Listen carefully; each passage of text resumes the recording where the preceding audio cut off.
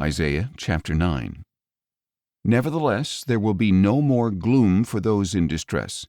In the past he humbled the land of Zebulun and the land of Naphtali, but in the future he will honor the way of the sea beyond the Jordan, Galilee of the nations. The people walking in darkness have seen a great light. On those living in the land of the shadow of death, a light has dawned. You have enlarged the nation and increased its joy. The people rejoice before you as they rejoice at harvest time, as men rejoice in dividing the plunder. For as in the day of Midian you have shattered the yoke of their burden, the bar across their shoulders, and the rod of their oppressor. For every trampling boot of battle and every garment rolled in blood will be burned as fuel for the fire. For unto us a child is born, unto us a son is given, and the government will be upon his shoulders, and he will be called Wonderful Counselor, Mighty God, Everlasting Father, Prince of Peace. Of the increase of his government and peace there will be no end. He will reign on the throne of David and over his kingdom, to establish and sustain it with justice and righteousness from that time and forevermore. The zeal of the Lord of hosts will accomplish this. The Lord has sent a message against Jacob, and it is fallen upon Israel. All the people will know it. Ephraim and the dwellers of Samaria, with pride and arrogance of heart they will say, The bricks have fallen, but we will rebuild with finished stone.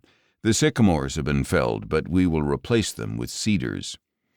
The Lord has raised up the foes of reason against him and joined his enemies together.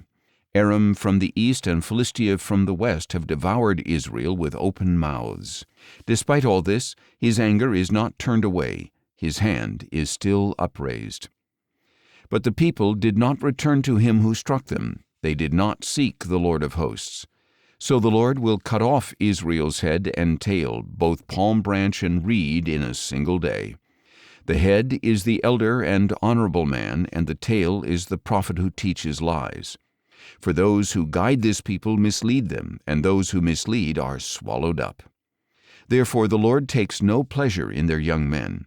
He has no compassion on their fatherless and widows. For every one of them is godless and wicked, and every mouth speaks folly. Despite all this, his anger is not turned away. His hand is still upraised. For wickedness burns like a fire that consumes the thorns and briars and kindles the forest thickets, which roll upward in billows of smoke. By the wrath of the Lord of hosts the land is scorched, and the people are fuel for the fire. No man even spares his brother. They carve out what is on the right, but they are still hungry. They eat what is on the left, but they are still not satisfied. Each one devours the flesh of his own offspring. Manasseh devours Ephraim, and Ephraim Manasseh. Together they turn against Judah. Despite all this, his anger is not turned away. His hand is still upraised.